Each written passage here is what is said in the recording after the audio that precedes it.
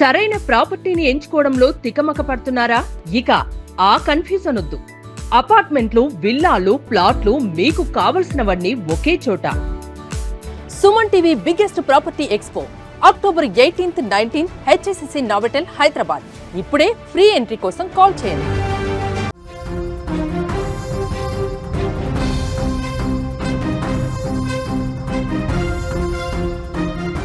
తెలంగాణ బంద్లో కొన్ని చోట్ల ఉద్రిక్తత కొనసాగుతున్న, హై టెన్షన్. ఈ బ్రేకింగ్ న్యూస్ చూసే ముందు బిగ్ అప్డేట్ మీకోసం.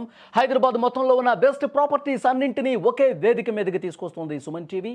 ఈరోజు రేపు హెచ్ఎస్సిసి నోవోటెల్లో జరిగే సుమన్ టీవీ ప్రాపర్టీ ఎక్స్పోలో best flats, villas, open plots, Deepavali offers and discounts అన్నీ కూడా అందుబాటులో ఉన్నాయి.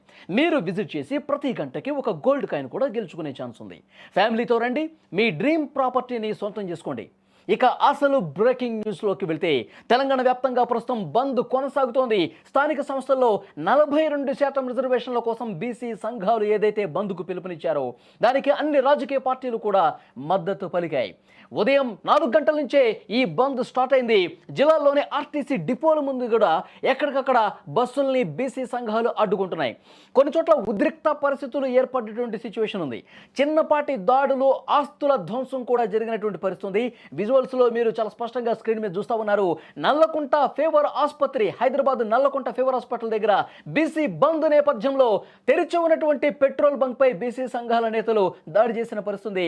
ఈరోజు బంద్ అని తెలిసి కూడా మీరు ఈ పెట్రోల్ బంకును ఎందుకు ఓపెన్ చేశారంటూ వాళ్ళతో గొడవపడి పెట్రోల్ బంక్ ని ధ్వంసం చేస్తున్నటువంటి దృశ్యాలు స్క్రీన్ మీద మీరు చాలా స్పష్టంగా చూడొచ్చు. రాళ్లతో, కార్లతో అక్కడ ఉన్నటువంటి ఏది దొరికితే చేతికి దాంతో దాడి చేస్తున్నటువంటి పరిస్థితి. ఈరోజు బంద్ అని తెలిసి కూడా మీరు ఎందుకు ఓపెన్ చేశారు? బంద్ పట్ల మీరు మద్దతు తెలపరా? ఇది కరెక్ట్ కాదంటూ బీసీ సంఘాలు పెద్ద ఎత్తున ఆ పెట్రోల్ బంక్ మీద దాడి చేసే పరిస్థితికి వచ్చేసరికి అక్కడ ఆ బంక్ లో పనిచేస్తున్నటువంటి సిబ్బంది కూడా భయపడ్డ పరిస్థితి కనిపిస్తుంది. విజువల్స్ లో చాలా స్పష్టంగా ఆ దృశ్యాలు మీరు చూస్తూ ఉన్నారు. మరొక వైపు నల్లకుంటలోని బజాజ్ ఎలక్ట్రానిక్స్ షోరూమ్ మీద కూడా రాళ్ల దాడి జరిగింది. బంద్ సందర్భంగా షోరూమ్ ను మూసివేయలేదని రాళ్లతో అద్దాలను ధ్వంసం చేసిన పరిస్థితి. విజువల్స్ లో ఇక్కడ చూడొచ్చు. నల్లకుంట బజాజ్ షోరూమ్ దగ్గర ఉన్నటువంటి దృశ్యాలు మీరు చూస్తూ ఉన్నారు. అక్కడ గ్లాసెస్ అన్నీ కూడా పగిలిపోయినటువంటి పరిస్థితి కనిపిస్తోంది. విజువల్స్లో మీరు చూస్తూ ఉన్నారు. బీసీ సంఘాల నేతలు ఈరోజు ఉదయం నుంచి రోడ్ల మీదకి వచ్చి ఎవరైతే షోరూమ్లు ఓపెన్ చేశారో, ఎవరైతే పెట్రోల్ బంకులు ఓపెన్ చేశారో, ఎవరైతే సాధారణ దుకాణాలు ఓపెన్ చేశారో వాళ్ళందరి దగ్గరికి వెళ్ళి బలవంతంగా మూసివేస్తున్నటువంటి పరిస్థితి. బీసీ రిజర్వేషన్ల కోసం మేము పోరాటం చేస్తున్నాము. కొద్ది రోజుల క్రితమే మేము ఈరోజు బంద్కు పిలుపునిచ్చిన మీరు ఎందుకు షోరూమ్స్ ఓపెన్ చేశారు? బంద్ పట్ల మీరు మద్దతు ఎందుకు తెలియచేయటం లేదు? ఇది కరెక్ట్ కాదు, మీ పద్ధతి సరిగా లేదు. ఎంతకీ వాళ్ళు షాపు క్లోజ్ చేయకపోయేసరికి, షోరూమ్ షట్టర్లు బంద్ చేయకపోయేసరికి పెద్ద ఎత్తున అక్కడ దాడికి పాల్పడ్డ పరిస్థితి కూడా కనిపిస్తుంది. ఇలాంటి కొన్ని చిన్న చిన్న ఘటనలు మినహా మిగతా ప్రాంతాల్లో అయితే బంద్ ప్రశాంతంగా కొనసాగుతుంది. ఇక్కడ పెట్రోల్ బంక్ మీద దాడి కావచ్చు, షోరూమ్ మీద దాడి కావచ్చు, జిల్లాల్లో కూడా కొన్ని చోట్ల ఉద్రిక్త పరిస్థితులు ఏర్పడేటువంటి పరిస్థితి కనిపిస్తుంది. ప్రస్తుతం తెలంగాణ వ్యాప్తంగా బంద్ అనేది కొనసాగుతోంది. కొన్ని చోట్ల శాంతియుతంగా రోడ్ల మీద బైఠాయించి బీసీ సంఘాల నేతలు తమ నిరసన వ్యక్తం చేస్తూ ఉన్నారు. బీసీలకు 42% రిజర్వేషన్లు కల్పించాల్సిందే హైకోర్టు ఏదైతే స్టే ఇచ్చిందో, తర్వాత హైకోర్టు స్టేని సవాల్ చేస్తూ ప్రభుత్వం సుప్రీంకోర్టు కూడా వెళ్ళి ఎస్ఎల్పీ వేసింది. సుప్రీంకోర్టులో కూడా అక్కడ చేదు అనుభవం ఎదురైనటువంటి పరిస్థితి. ఆ పిటిషన్స్ని కొట్టేసినటువంటి పరిస్థితి. ఈ నేపథ్యంలో కేంద్ర ప్రభుత్వం ఈ బీసీ రిజర్వేషన్లు 42% అనేది 9వ షెడ్యూల్లో చేర్చాలి, ఈ స్థానిక సంస్థల్లోనే 42% రిజర్వేషన్లు కల్పించాలి అంటూ బీసీ సంఘాలు ఈరోజు పెద్ద ఎత్తున ఆందోళనకు పిలుపునిచ్చినట్టు పరిస్థితి. తెలంగాణ బంద్కు పిలుపునిచ్చిన పరిస్థితి. కొన్ని చోట్ల ఉద్రిక్త పరిస్థితులు కూడా కనిపిస్తున్నాయి. అటు కరీంనగర్ విషయానికి వస్తే ఒక హోటల్ని తెరిచి ఉంచారని బీసీ నేతలు అక్కడ ఆగ్రహం వ్యక్తం చేసిన పరిస్థితి. సిపిఐ హోటల్లోకి ప్రవేశించింది. సిపిఐ నేతలు కొంతమంది అక్కడ ఫర్నిచర్ని, సామాగ్రిని ధ్వంసం చేసినటువంటి పరిస్థితి కూడా ఉంది. ఈ విధంగా తెలంగాణ వ్యాప్తంగా బంద్ కొనసాగుతుంది. ఇక హైదరాబాద్ దిల్సుఖ్ నగర్ బస్ డిపో వద్ద బీసీ సంఘాల నాయకులు, వివిధ పార్టీల కార్యకర్తలు ప్రైవేటు బస్సుల్ని అడ్డుకోవటానికి యత్నించడంతో అక్కడ కూడా కొంత ఘర్షణ ఏర్పడింది. పోలీసులకు, నిరసనకారులకు మధ్య వాగ్వాదం జరిగింది. అక్కడ ఉద్రిక్త పరిస్థితికి సంబంధించిన దృశ్యాలు కూడా మీరు స్క్రీన్ మీద చూస్తున్నారు. ఆర్టీసీ బస్సులు డిపోలకే పరిమితం కావడంతో కొన్ని చోట్ల ప్రైవేటు క్యాబులు, ప్రైవేటు ట్రావెలర్సు, ఇతర వాహనాలు వాళ్ళు ఛార్జీలు ఎక్కువగా వసూలు చేస్తున్నారని నిరసిస్తూ కొన్ని చోట్ల అక్కడ ఇబ్బందికర పరిస్థితి ఏర్పడింది. ప్రయాణికులు వాళ్ళు కూడా ఆందోళన చేసిన పరిస్థితి ఉంది.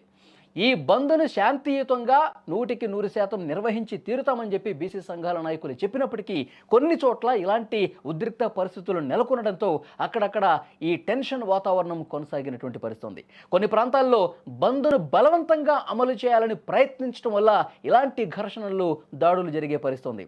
పోలీసులు ఎక్కడైతే ఉద్రిక్త పరిస్థితులు ఏర్పడుతున్నాయో అక్కడికి హుటాహుటిన వెళ్ళి అక్కడ పరిస్థితిని చక్కదిద్దే ప్రయత్నం చేస్తూ ఉన్నారు. ఎక్కడైతే నిరసనకారులు కొంత ఉద్రిక్తంగా హై టెన్షన్ తీసుకొచ్చే ప్రయత్నం చేస్తున్నారో దాన్ని కూల్ చేసే ప్రయత్నం పోలీసులు కూడా చేస్తున్నటువంటి పరిస్థితి ఉంది.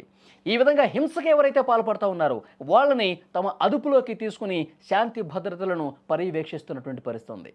ఇక బీసీజేఏసీ ఇచ్చినటువంటి బంద్కు అన్ని పార్టీలు కూడా మద్దతు తెలిపాయి. అధికార కాంగ్రెస్ పార్టీ ఈ బంద్కు సంపూర్ణ మద్దతు ప్రకటించింది. ఈ బంద్లో పాల్గొనాలని కాంగ్రెస్ నేతలకు పీసీసీ చీఫ్ మహేష్ కుమార్ గౌడ్ పిలుపునిచ్చారు. ఈ మేరకు బంద్లో మంత్రులు, ఎమ్మెల్యేలు, ఎమ్మెల్సీలు, ఎంపీలు అందరూ పాల్గొన్నారు. ఉదయం 9 గంటలకు అంబర్పేట బంద్లో PCC chief Mahesh Kumar Goud, MLA Danam Nagender, మాజీ ఎంపీ విహెచ్ పాల్గొన్నారు. సికింద్రాబాద్ రేతిఫైల్ బస్టాండ్ వద్ద కూడా ఆ బంద్లో మంత్రి కొండా సురేఖ, ఎమ్మెల్యే శ్రీ గణేష్ పాల్గొన్నారు. ఎంజీబీఎస్ బస్టాండ్ వద్ద బంద్లో మంత్రి వాకిటి శ్రీహరి, రాజ్యసభ సభ్యులు అనిల్ కుమార్ యాదవ్ కూడా పాల్గొన్నటువంటి పరిస్థితి ఉంది. ఇక బీసీ సంఘాల జేఏసీ ప్రకటించినటువంటి బంద్కు బీఆర్ఎస్ సంపూర్ణ మద్దతు తెలిపింది. తెలంగాణ భవన్కు ఉదయం 8 గంటలకు బీఆర్ఎస్ నేతలు చేరుకున్నారు. తెలంగాణ భవన్ నుంచి వివిధ ప్రాంతాలకు వెళ్లి బంద్లో పార్టిసిపేట్ చేశారు. మండల, జిల్లా స్థాయిలో కూడా బంద్లో పాల్గొనాలని పార్టీ కార్యకర్తలకు బీఆర్ఎస్ అధిష్టానం కూడా పిలుపునిచ్చినటువంటి పరిస్థితి ఉంది. ఇక బీసీ జేఏసీ బంద్కు తెలంగాణ జాగృతి మద్దతు తెలిపింది. ఉదయం 8 గంటలకే ఖైరతాబాద్ చౌరస్తాలో తెలంగాణ జాగృతి ఆధ్వర్యంలో మానవహారం చేపట్టారు. స్థానిక సంస్థల ఎన్నికల్లో బీసీలకు 42% రిజర్వేషన్లు అమలు చేయాలని, కేంద్రం సహకరించాలని, న్యాయస్థానాలు అనుకూలంగా తీర్పు ఇవ్వాలని ఈ విధంగా డిమాండ్లు చేస్తూ తెలంగాణ జాగృతి అధ్యక్షురాలు కవిత కూడా మానవహారంలో పాల్గొన్నటువంటి పరిస్థితి ఉంది. సో ఇట్లా అధికారం, ప్రతిపక్షం అని లేదు, అన్ని పార్టీలు కూడా, వామపక్షాలు కూడా ఈ బంద్కు సంపూర్ణ మద్దతు తెలియజేసినటువంటి పరిస్థితి ఉంది. కొన్ని చోట్ల ఈ బంద్ ఉద్రిక్తతకు కారణమైనటువంటి పరిస్థితి ఉంది. ప్రైవేటు ట్రావెల్స్ యజమానులు వాళ్ళు బంద్కు సహకరించకుండా తమ మానవ తాము వాళ్ళు ట్రావెల్స్ కొనసాగిస్తున్నటువంటి పరిస్థితుల్లో కొన్ని చోట్ల బీసీ సంఘాలు వాళ్ళని అడ్డుకోవడంతో ఉద్రిక్త పరిస్థితి ఏర్పడింది. కొన్ని చోట్ల షోరూముల దగ్గర, పెట్రోల్ బంకుల దగ్గర ఇలాంటి చిన్న చిన్న ఘర్షణలు, దాడులు తప్ప తెలంగాణ మొత్తం కూడా శాంతియుతంగా నిరసన కొనసాగుతున్నటువంటి పరిస్థితి కనిపిస్తోంది.